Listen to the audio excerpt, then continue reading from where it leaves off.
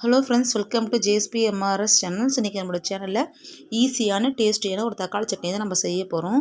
இட்லிக்கும் ரொம்ப நல்லாயிருக்கும், தோசைக்கும் ரொம்ப டேஸ்ட்டாக இருக்கும். இட்லி ஊற்றி வச்சுட்டு அதை வேகிற 10 நிமிஷத்துலேயே அந்த சட்னி செஞ்சு முடிச்சிடலாம். அந்தளவுக்கு டக்குன்னு செஞ்சிடலாம். வாங்க எப்படி செய்யலான்றது பார்க்கலாம். பழுத்த தக்காளி ஒரு 6, ஒரு பெரிய வெங்காயம், 10 பல் பூண்டு தோலோடு போடணும், 10 காஞ்ச மிளகா, உப்பு, கொஞ்சமாக தண்ணி விட்டு நல்லா நம்ம திக்காக அரைச்சி எடுத்துக்கலாம். ஒரு பக்கம் கடாயை வச்சுட்டு நல்லெண்ணெய் யூஸ் பண்ணுங்கள், ரொம்ப டேஸ்ட்டாக வரும் அந்த தக்காளி சட்னி. 3 ஸ்பூன் நல்லெண்ணெய் விட்டு 1/4 ஸ்பூன் கடுகு, சீரகம், உளுத்தம் பருப்பு போட்டு பொரிஞ்சதுக்கப்புறமா நம்ம அரைச்ச விழுதை இதை எடுத்து ஊற்றிடலாம். நம்ம தண்ணி நிறைய ஊற்ற வேணாம், நம்ம ஜார் அலசி ஊற்றினாலே போதும், அந்த தண்ணியே போதுமான அளவு. நம்ம மிளகாத்தூள் போட தேவையில்ல, காஞ்ச மிளகா போட்டிருக்கனால அந்த காரமே போதும். நல்லா ரெட் கலரில் சூப்பராக இருந்தது. பார்க்குறதுக்கே பார்த்திங்கன்னா ரொம்ப டெம்டிங்காக இருந்தது.